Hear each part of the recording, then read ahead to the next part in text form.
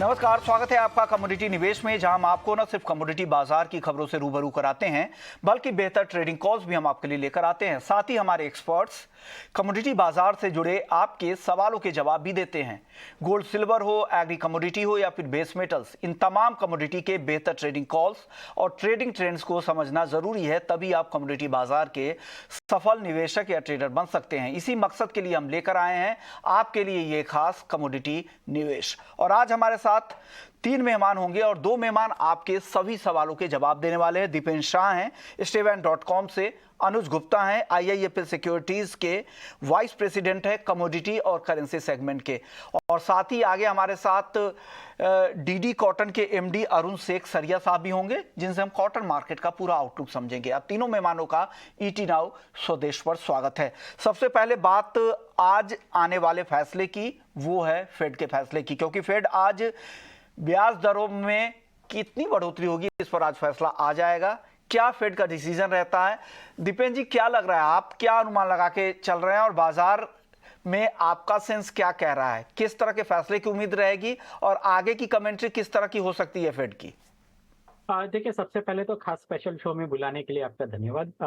अगर हम हमारे व्यक्तिगत राय की बात करेंगे तो ऐसा एक्सपेक्टेशन है कि चौथाई 0.25 बेसिस पॉइंट्स की बढ़ोतरी हो सकती है। And we would want to stick my neck out and say कि ये शायद आखिरी बढ़ोतरी हो सकती है और इसके बाद हम एक पॉज आते हुए देख सकते हैं। ये हमारा जो पिछले समय से जो उनकी कमेंट्री आई है उसका एक पूरा निचोड़ अगर आप कह सके तो ऐसा लग रहा है कि अभी एक शायद फेडरल रिजर्व की तरफ से हमें पॉज देखने मिले। इसके साथ साथ जो उनके बैंकिंग सेक्टर में जो संकट आए हैं, आशंका है, उसी के वजह से भी हम थोड़ा पॉज लेते हुए देखें।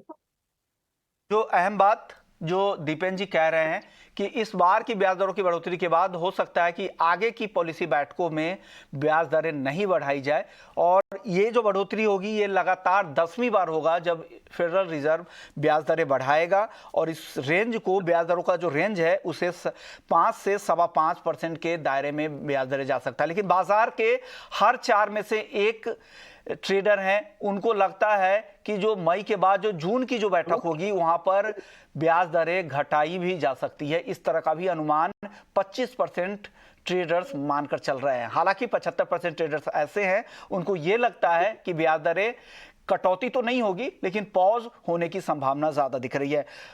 अनुज जी, क्या करना चाहिए? गोल्ड और सिल्वर सबसे ज्यादा इंपैक्ट देखने को मिलता है, हालांकि पूरे ही फाइनेंशियल मार्केट पे असर देखने को मिलता है। इस बैठक से पहले किस तरह की रणनीति बनाने की सलाह गोल्ड और सिल्वर में आप देंगे, जितने भी ट्रेडर्स आपको देख रहे हैं अभी? Vishnu ji, good afternoon. देखिए, फेडरल बैंक का जो स्टेटमेंट है वो काफ़ी इंपॉर्टेंट रहेगा, क्योंकि ये माना जा रहा है कि 0.25 वो इंटरेस्ट रेट बढ़ा सकते हैं, जो कि मैं मान के चल रहा हूँ कि वो डिस्काउंटेड है। मार्केट जो रिएक्ट करेगा वो उनकी स्टेटमेंट पे रिएक्ट करेगा, और स्टेटमेंट के बारे में भी कहीं ना कहीं ये फिगर आउट हो रहा है कि वो हो सकता है थोड़ा डॉविश स्टेटमेंट यूज करें, या फिर वो ये बोले कि आगे वो हो सकता है कि इंटरेस्ट रेट को ना बढ़ाएं, क्योंकि जिस तरीके से डेट सीलिंग क्राइसिस यूएस में देखने को मिल रहा है और जिस तरीके से बैंकिंग सिस्टम वहाँ पे फेल होता हुआ दिख रहा है, तो कहीं ना कहीं थोड़ा सा वो डॉविश स्टांट यूज कर सकते हैं। उसकी वजह से हम देखेंगे कि जो गोल्ड और सिल्वर का ट्रेंड है वो थोड़ा सा पॉजिटिव होता हुआ दिखाई देगा। एक सेव डिमांड आपको गोल्ड सिल्वर में देखने को मिलेगी। हालांकि कैरी फॉरवर्ड पोजीशन को ना करें तो इंट्राडे के लिए अगर हम इवनिंग सेशन की बात करें तो मुझे लगता है कि यहाँ पर बाय ऑन डिप्स की स्ट्रेटेजी ही रखना चाहिए। यहाँ पर मुझे लगता है कि गोल्ड का प्राइस अगर 60,500 के आसपास मिलता है तो वहाँ पे खरीदारी का ट्रेड रखना चाहिए। 60,250 का स्टॉप लॉस लगाए, टारगेट ऊपर में करीबन 60,961 तक के लेवल आपको देखने को मिल सकते हैं। तो पोजिशनल थोड़ा सा मुझे लगता है कि इंट्राडे रखें ट्रेड को, यहाँ पर बाय ऑन डिप्स की स्ट्रेटेजी यूज कर सकते हैं। सिमिलरली सिल्वर के अंदर भी मैं बाय ऑन डिप्स की स्ट्रेटेजी देना चाहूंगा। पिछले 2 दिनों में हमने जो वॉलिडिटी देखी है और जो एक लोअर लेवल से रिकवरी हुई है, पहले हम देख रहे थे कि सिल्वर $25 का एक रेजिस्टेंस फेस कर रहा था, अब सक्सेसफुली $25 के ऊपर ट्रेड कर रहा है, तो एक पॉजिटिव पॉइंट है। मुझे लगता है कि सिल्वर के अंदर भी खरीदारी का ट्रेड बनाया जा सकता है करीबन 76,000 के आसपास। स्टॉप लॉस 75,400 का लगाएं, टारगेट 77,000 तक देखने को मिल सकता है। तो मुझे लगता है कि गोल्ड सिल्वर में आपको एक रिकवरी का ट्रेंड देखने को मिल सकता है। इंट्राडे के लिए बायो डिप्स की स्ट्रेटेजी यूज कर सकते हैं। तो यहाँ पर बाई ऑन डिप्स की स्ट्रेटजी के साथ काम करना है, ऐसा अनुज जी मानते हैं। लेकिन एक और डेटा आपको बता दें, सेंट्रल बैंकों की लगातार खरीदारी यहाँ पर चल रही है। मार्च में सिंगापुर मॉनिटरी अथॉरिटी, जो वहाँ के सेंट्रल बैंक है, उन्होंने 17 टन से ज़्यादा सोना खरीदा है। सिंगापुर मॉनिटरी अथॉरिटी की Q1 23 की बात करें तो वहाँ पर 68 टन सोने की खरीदारी हुई है। मार्च में चीन के सेंट्रल बैंक ने 18 टन सोना खरीदा है, जबकि भारत के सेंट्रल बैंक ने यानी रिजर्व बैंक ऑफ इंडिया ने 3.5 टन सोना खरीदा। हालांकि इस दौरान मार्च के महीने में टर्की, जहां पर सबसे ज्यादा सोने की खरीदारी 2022 में हुई थी, उनकी तरफ से बिकवाली आई है और साथ ही कजाकिस्तान के सेंट्रल बैंक ने भी मार्च में बिकवाली की है। चलिए आगे बढ़ते हैं, कुछ सवाल जवाब ले लेते हैं। कई सारे दर्शकों के सवाल आ चुके हैं। पहला सवाल आशीष है कानपुर से, क्या WTI क्रूड $65 तक फिसल सकता है? दीपेन जी, क्या लग रहा है आपको? जिस तरह की गिरावट चल रही है, 70 के नीचे तो आ ही गया है WTI क्रूड का भाव, आपको लग रहा है कि इस एक्सपायरी में 65 तक भी फिसल जाएगा? जी देखिए, जनरली जब भी फॉल आती है तो काफी शार्प होती है, और हमारा मानना ऐसा है कि 5,800 का जो रेजिस्टेंस था और 6,800 का, देखिए पार्टनर, वो क्रॉस नहीं कर पाया है, तो वो फिर से रीटेस्ट करने जाएगा 5,500 के जो स्विंग लो थे, और हमारा वो डेफिनेटली वो कोइंसाइड करता है $65-66 के आसपास। तो कीपिंग द फिंगर्स क्रॉस ऐसा मान सकते हैं कि आपको 65-66 का डॉलर का टारगेट्स देखने मिल सकता है। लेकिन आज चौथा सेशन होगा जिसमें गिरावट देखने मिलेगी, तो कल शायद अगर फेडरल रिजर्व की तरफ से डवी स्टेटमेंट आता है तो पूरे कमोडिटी मार्केट में एक थोड़ा बाउंस बैक देखने मिल सकता है, जिसमें क्रूड ऑयल भी शामिल है। ओके, क्रूड को लेकर अनुज जी आपका व्यू क्या बन रहा है? क्या करना चाहिए? जिस तरह की वॉलेटिलिटी, जिस तरह की नरमी पिछले 2 दिनों से दिख रही है कच्चे तेल में, अब तो गिरावट और गहराती जा रही है। $73 के करीब आ चुका है ब्रेंट क्रूड का भाव, $70 के नीचे WTI क्रूड।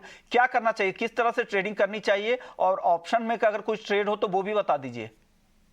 देखिए, जो सेंटीमेंट है आप क्लियर देख रहे हैं कि यूएस की इकोनॉमी की हेल्थ की वजह से वहां पर हमने देखा कि डिमांड कंसर्न्स है, और हमने देखा क्रूड के प्राइस गिरते हुए दिखाई दिए। WTI अगर बात करें तो अब $69 के आसपास आ गया है, ब्रेंट करीबन $73 के आसपास है। तो सेंटीमेंट यहाँ पे नेगेटिव हुआ है। दूसरी तरफ ओपेक भी ये देख रहा है कि जो डिमांड है वो कम होती हुई दिख रही है, तो वो भी प्रोडक्शन कट करने की प्लानिंग कर सकते हैं, तो उससे भी कहीं ना कहीं एक सेलिंग प्रेशर हावी होता हुआ दिखाई देगा। तो मुझे लगता है कि क्रूड के अंदर अभी फिलहाल सैलॉन राइस का मार्केट रहेगा। अगर हम फ्यूचर्स मार्केट की बात करें तो मुझे लगता है कि क्रूड में करीबन 5850 के आसपास तक बाउंस आता है, तो वहाँ बिकवाली का ट्रेड बना सकते हैं। 6 या 10 का स्टॉप लॉस लगाए, टारगेट करीबन 5600 तक देखने को मिल सकता है। वहीं अगर हम ऑप्शंस की बात करें, क्योंकि 5700 के आसपास मार्केट ने ब्रीच किया है, तो मुझे लगता है कि जो नेक्स्ट पॉसिबल लेवल रहेगा वो 5500 का रहेगा। 5500 का जो पुट ऑप्शन है, जो कि करीबन 121 के आसपास चल रहा है, उसमें खरीदारी की सलाह रहेगी। हमें लगता है कि वहां पे खरीदारी का ट्रेड ले सकते हैं। 64 पे स्टॉप लॉस लगाए, टारगेट ऊपर में करीबन हमें लगता है कि 190-200 तक देखने को मिल सकता है। तो फ्यूचर्स में बिकवाली का ट्रेड बना सकते हैं, और अगर ऑप्शंस में ट्रेडिंग लेनी है तो 5500 का पुट ऑप्शन 120-121 की रेंज में खरीदारी का ट्रेड बना के चल सकते हैं। ओके, अगले दर्शक है हर्ष प्रजापति हैं झांसी से। फेड के फैसले के बाद चांदी ऊपर या नीचे जाएगी? दीपेन जी, आप क्या अनुमान लगाकर चल रहे हैं? फेड के फैसले से पहले, फेड के फैसले के बाद चांदी की चाल किस तरह की रहेगी? देखिए, फैसले के बाद तो बता पाएंगे, अभी बताना वो थोड़ा स्पेकुलेशन होगा। लेकिन जब भी ऐसे इवेंट्स होते हैं, बड़े इवेंट्स होते हैं, तो हम उस पर स्पेकुलेशन की जगह पे अपने पिछले जो ट्रेंड होते हैं उसको एनालाइज करते हैं, बिकॉज जो भी स्मार्ट मनी होता है वो भी ट्रेंड को ही एनालाइज करता है। और जो इवेंट के फैसले होते हैं वो शॉर्ट लिव्ड होते हैं, मतलब 1 से 2 दिन के टाइम फ्रेम में होते हैं, और उसके बाद फिर से मार्केट अपने टेक्निकल चार्ट्स पे चले जाता है।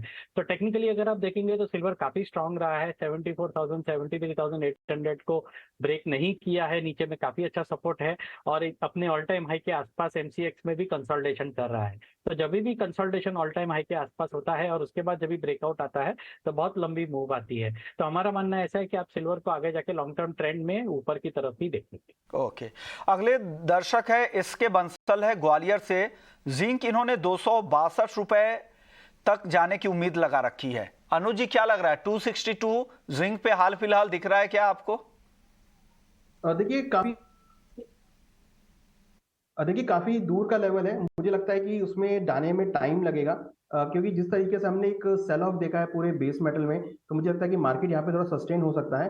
हालांकि ओवरसोल्ड जोन में एज जिंक यहाँ पर हम एक शॉर्ट कवरिंग एक्सपेक्ट कर सकते हैं। मुझे लगता है कि ऊपर में एक बार 237 238 तक के लेवल आ सकते हैं, बट 262 का लेवल अभी फिलहाल थोड़ा सा दूर लग रहा है। हालांकि नामुमकिन नहीं है, हो सकता है कि इनको यहाँ पर होल्ड करना पड़ सकता है, क्योंकि हमारा मानना है कि आगे जब थोड़ी सिचुएशन ठीक होगी, चाइना की डिमांड अगेन लौटेगी, तो अगेन ये 260 270 तक के लेवल दिखा सकता है, बट उसमें थोड़ा टाइम लगेगा। वरी अगर हम शॉर्ट टर्म की बात करें तो एक शॉर्ट कवरिंग यहाँ पर आ सकती है, जो कि ऊपर में 238 तक के लेवल को दिखा सकती है। ओके, अगले दर्शक है पवन है हिसार से। धनिया और ग्वार में क्या करना चाहिए, क्या करे दीपेन जी धनिया में और ग्वार में? धनिया में हालांकि शुरुआती तेजी थी, वो अब गायब होती दिख रही है।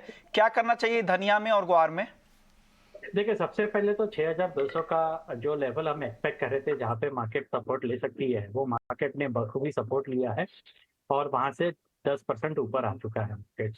तो अभी जो भी डिप्स आती है आप उसमें बाइंग करके चल सकते हैं। 6200 के नीचे का क्लोजिंग बेसिस का स्टॉप लॉस होगा, तो जितना नजदीक आप 6200 6500 के आसपास खरीदेंगे वो ज्यादा बेटर रणनीति होगी, बिकॉज वहाँ पे रिस्क रिवॉर्ड रेशियो भी आपको अच्छा मिलेगा। अगर इस सीजन की बात करें तो धनिया 7200 के टारगेट हम लेके चल रहे हैं। गुआर गम की बात करेंगे तो गुआर गम में मोमेंटम का थोड़ा अभाव है।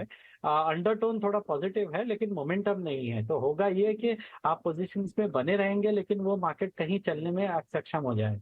तो बेटर है कि थोड़ा महंगा हो जाए, थोड़ा ब्रेकआउट आ जाए, उसी के बाद आप बाइंग करने की कोशिश करें, ताकि कम से कम आप ट्रेंड और मोमेंटम के डायरेक्शन में हो, तो आपके टारगेट से वो थोड़े कम समय में आने की आशंका है। दर्शक है अभिषेक हैं दिल्ली से। क्रूड और नेचुरल गैस में फ्यूचर्स और ऑप्शंस की रणनीति जानना चाह रहे हैं। अनुज जी, है क्या आपके पास कुछ? देखिए, क्रूड में तो हमने बताया कि जो 5500 की पुट ऑप्शन है 120 121 के आसपास है, उसमें खरीदारी का ट्रेड लेके चल सकते हैं। हमें लगता है कि ऊपर में 200 तक के लेवल आपको देखने को मिल सकते हैं। वहीं अगर हम नेचुरल गैस की बात करें तो यहाँ पर हम एक रेंज बाउंड मोमेंटम देख रहे हैं। हालांकि यहाँ पर अगर सेंटीमेंट आप देखेंगे तो थोड़ा सी वीकनेस यहाँ पर भी सेंटीमेंट है।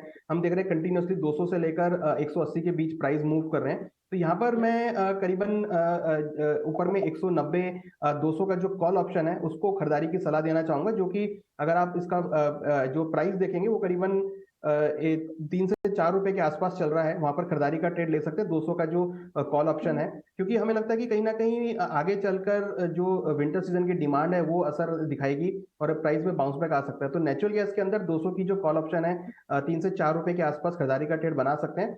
ऊपर में 7 से 8 का टारगेट देखने को मिल सकता है, 1 रुपए पे स्टॉप लॉस लगा सकते हैं। तो काफी लो प्रीमियम पे ये कॉल मिल रही है, इसमें खरीदारी का ट्रेड शॉर्ट टर्म के लिए बना सकते हैं। ओके, अगले दर्शक हमारे साथ हर्षिता हैं जीरापुर से।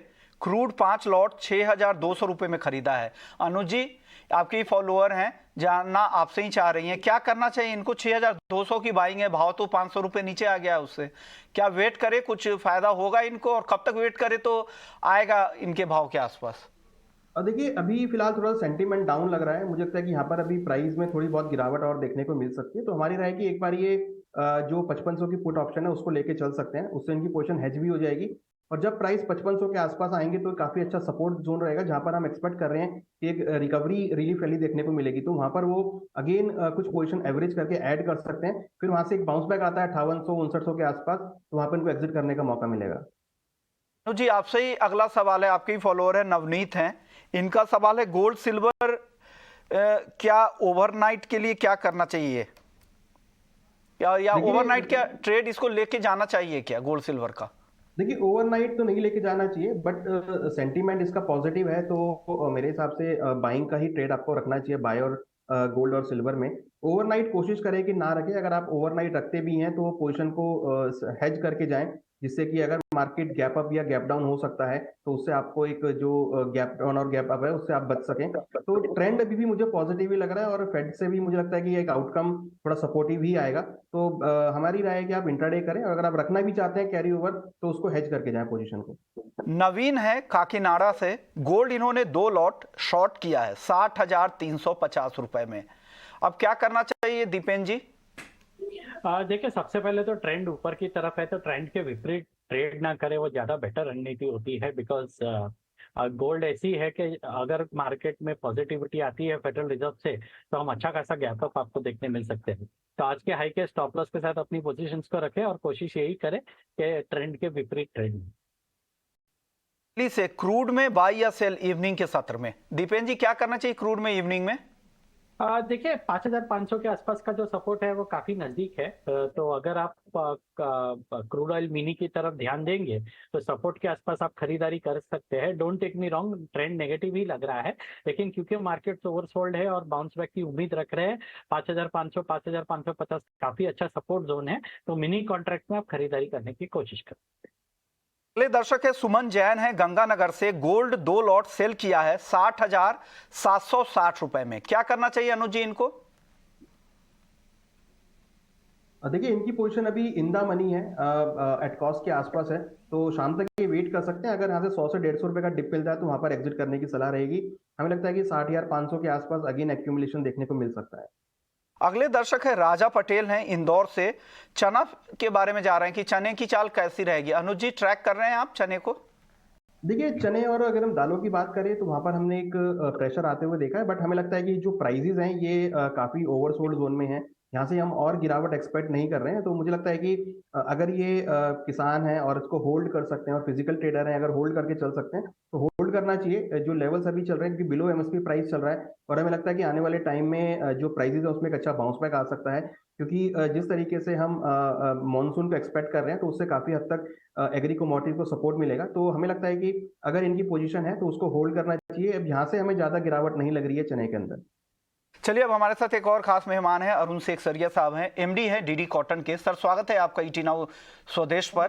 सर सबसे पहले हम बात कर लेते हैं एमसीएक्स के कॉन्ट्रैक्ट की, उसके बाद भाव की भी बात करेंगे, क्योंकि जो अभी जो ताज़ा जो आईसीएसी के इंटरनेशनल कॉटन एडवाइजरी कम्युनिटी का जो भाव का अनुमान आया है उन्होंने भी घटा दिया है, उस पर हम बाद में चर्चा करेंगे। पहले कॉटन के कॉन्ट्रैक्ट की बात कर लेते हैं। सर क्या हो रहा है एमसीएक्स कॉटन के वॉल्यूम देख के तो लग रहा है कि पूरी तरह से फेलियर है, रिवाइवल की नहीं, भाव आने में काफी समय लग जाता है। क्या हो गया सर, कॉटन के कॉन्ट्रैक्ट में पार्टिसिपेशन इतना कम क्यों दिख रहा है?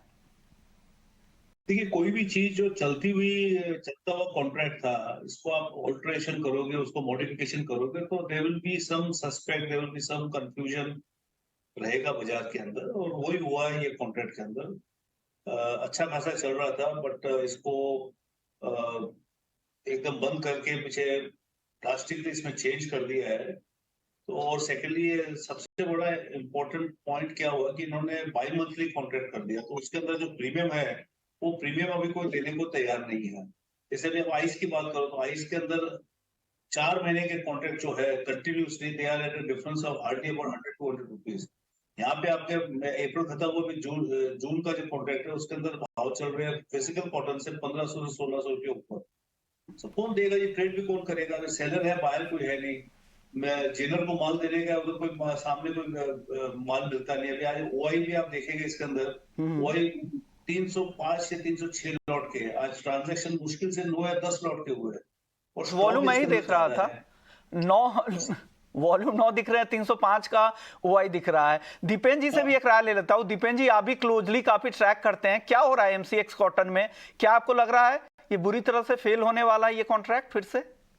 देखिए ऐसा मैं जम द गन नहीं करूंगा, लेकिन सिल्वर लाइनिंग अब तक यही थी एमसीएक्स में खास करके कि जो भी एग्री कमोडिटीज एनसीडीएक्स में फेथ देखते थे, अचानक बंद हो जाते थे, अचानक चालू हो जाते थे, अचानक लॉट साइज चेंज हो जाती थी, वो एमसीएक्स में कम से कम नहीं होता था। मेंथा ऑयल की बात करें या सीपीओ की बात करें तो वो ग्रेजुअली जो भी चेंजेस आते थे, लेकिन ये कॉटन कॉन्ट्रैक्ट में जो चेंजेस आए हैं उसके बाद ऐसा लग रहा है कि अब एमसीएक्स भी एनसीडीएक्स की राह पर चल रहा है, जो कि बहुत ही दुखदायी बात है। बिकॉज एमसीएक्स एक ऐसा प्लेटफॉर्म था जहाँ पे थोड़े आप मोर कॉन्फिडेंस से ट्रेड ले पा रहे थे, लेकिन अनफॉर्चुनेटली ये सिनेरियो हुआ है। तो मुझे लग रहा है कि जो एनसीडीएक्स की कमोडिटीज जैसे स्लोली कम होते जा रही है और वो डाई डाउन होते जा रही है, वैसे ही शायद एमसीएक्स का कॉन्ट्रैक्ट भी उसी राह पे चलते जा रहा है। अनुज जी आपका टेक क्या होगा? आपको क्या लग रहा है, क्या वजह है कि ये कॉन्ट्रैक्ट चल नहीं पा रहा है? क्यों पार्टिसिपेशन की कमी है? क्यों इतना वॉल्यूम कम दिख रहा है यहाँ पर? देखिए जो प्राइस मिसमैच है वो यहाँ पर है, जैसा कि शेख साहब ने बताया कि जो प्राइस है वो स्पॉट मार्केट से मैच नहीं हो पा रहे हैं, तो उस वजह से जो ट्रेडर्स हैं वो नहीं ले रहे। दूसरी बड़ी बात, जो एक साइकोलॉजिकल इफेक्ट डालती है कि उसका जो प्राइस है दैट इज अराउंड 63,000 के आसपास में। तो प्राइस इतना बड़ा है कि जिसमें अगर आप ट्रेड करने जाएंगे तो it's required a huge margin. तो यहाँ पर जहां हम बेस मेटल में मिनी कॉन्ट्रैक्ट्स की बात कर रहे हैं, वहां पर इतना बड़ा कॉन्ट्रैक्ट आ गया जिसको मार्जिन देने में काफी इशू आता है। तो वो मुझे लगता है कि उसकी वजह से भी कहीं ना कहीं हिट हो रहा है। और बेसिकली जो हम ट्रेडर्स की बात कर रहे हैं तो ट्रेडर्स के लिए इंपॉर्टेंट मार्जिन ही होता है। तो मार्जिन के पॉइंट ऑफ व्यू से क्योंकि ज्यादा मार्जिन लग रहा है तो उसकी वजह से जो ट्रेडर्स हैं वो मिनी कॉन्ट्रैक्ट में ज्यादा इंटरेस्टेड है शिफ्ट होने में। अरुण जी, क्या लग रहा है आपको, क्या जो मिनी अगर नॉन एग्री में कर रहे हैं तो क्या कॉटन में अगर मिनी कॉन्ट्रैक्ट लाया जाए तो क्या आपको लग रहा है पार्टिसिपेशन वहां पर ज्यादा दिख सकता है? देखिए ये इस विषय में चर्चा हुई थी लास्ट पीएससी मीटिंग में भी। तो जैसे आपके सिल्वर के अंदर भी है, इसके अंदर भी आपके जो मिनी कॉन्ट्रैक्ट होते हैं, तो ये 100 गार्ड का कॉन्ट्रैक्ट किया है, तो ये चर्चा हुई थी कि आप इसको 25 गार्ड का कर लीजिए फॉर ट्रेडिंग पर्पस। बट अभी वो इतने ऑल्ट्रेशन हो गए, इतने इस पे छेड़छाड़ हो गई है इसके अंदर कि और एक आध छेड़छाड़ करेंगे तो उसमें भी और भी प्रॉब्लम हो जाएगी। सो अभी ये ऐसा नक्की हुआ है कि अभी इस साल का कॉन्ट्रैक्ट खाली जून का, उसके बाद में अगस्त का है। और ये नए साल का जो कॉन्ट्रैक्ट बनेगा उसके अंदर पूरी गहरी सोच के साथ, गहरी डिस्कशन के साथ नक्की करेंगे क्या करना चाहिए। तो मैं इसके बिल्कुल भी I am not in favour कि this should be a bi monthly contract, it should be a monthly contract जो अभी तक चले आ रहा है। और इसका वो दूसरा सबसे बड़ा इंपॉर्टेंट चीज था कि एक्स राजकोट होता था पहले कॉन्ट्रैक्ट, अभी इधर कोई है ही नहीं। मतलब आप डिलीवरी बेस क्या पकड़ोगे प्राइस का? गुजरात में पकड़ोगे, महाराष्ट्र में पकड़ोगे, तेलंगाना में पकड़ोगे, कहाँ का पकड़ोगे? एंड डिफरेंस इन प्राइस 1000 रुपए 1200 रुपए का डिफरेंस है प्राइस में। सो ये कंफ्यूजन है जी। आज बाहर को पता नहीं माल किधर का आएगा, शहर को पता नहीं मैं माल कहाँ का दूंगा। तो ये साल तो टेक ऑफ होना मुश्किल है, अगले साल के लिए देखिए क्या करती है एमसीएक्स। अब भाव की बात कर लेते हैं। इंटरनेशनल कॉटन एडवाइजरी कमेटी की का जो अनुमान नया आया है, उन्होंने काफी अपने पुराने टारगेट को कम कर दिया है। क्या लग रहा है, भाव में दम नहीं दिख रहा है आपको? आपको भी लग रहा है यहाँ से अब नरमी की संभावना है या स्टैग्नेंट रहेंगे, एक दायरे में ही रहेगा, यहाँ से बहुत चलने वाला नहीं है? क्योंकि बहुत सारे स्टॉकिस्ट इस उम्मीद में बैठे होंगे कि भाव चलेगा, माल रोक रखा है। आपका टेक क्या है अरुण जी? देखिए जी, as far as price is concern, मैं यहाँ पे कोई प्राइस का फोरकास्ट करने के लिए नहीं बैठा हूँ, क्योंकि ये करना एकदम गलत काम होएगा। बट मेरा एक ही मानना है कि गैस अगर डिमांड होगी तो आपको भाव लाख रुपए भी बिक सकता है, और आपका डिमांड नहीं है तो 60,000 रुपए भी कोई रुई नहीं लेगा। आप गए साल में देखिए डिमांड अच्छी थी, लाख रुपए में रुई बिक रही थी, कोई दिक्कत नहीं थी।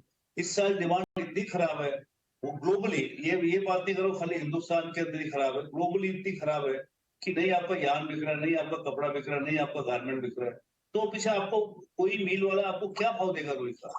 सो मेरा मानना ये है कि जब तक डिमांड में इंप्रूवमेंट नहीं आएगा ग्लोबली, इवन इन इंडिया, इसके साथ अपने मेरे को नहीं लगता है कि कोई बाजार के अंदर कोई बाजार में बढ़ेगा बाजार, या बाजार में नीचे जाएगा बाजार।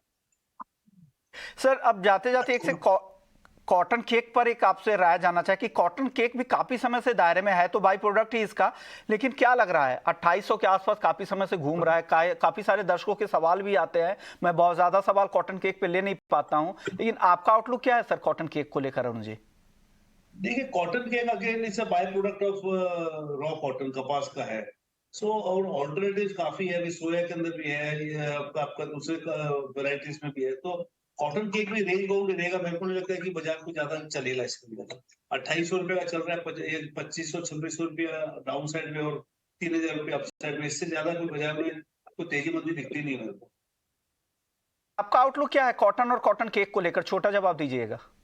कॉटन केक के लिए तो मैं ज्यादा बोल नहीं सकूंगा, पर कॉटन के बारे में यही है कि ये रेंज बाउंड रहेगा। 63 मतलब 60,000 और 63,000 के बीच में बाजार चलता रहेगा, जब तक डिमांड नहीं आएगी। तो दीपेन जी, आपसे मेरा सवाल है, आपका आउटलुक क्या है प्राइस को लेकर कॉटन केक में? देखिए, कॉटन में तो हम अवॉइड करेंगे बिकॉज मार्केट में कोई ट्रेडिंग नहीं है, वॉल्यूम नहीं है, तो रियलिस्टिकली कॉन्ट्रैक्ट की प्राइस डिस्कवरी एफिशिएंट नहीं है जी। मैं हाजिर के हिसाब से पूछ रहा हूँ, वायदा में तो उस तरह का पार्टिसिपेशन ही नहीं है कि वायदा का आउटलुक मैं आपसे जानूं।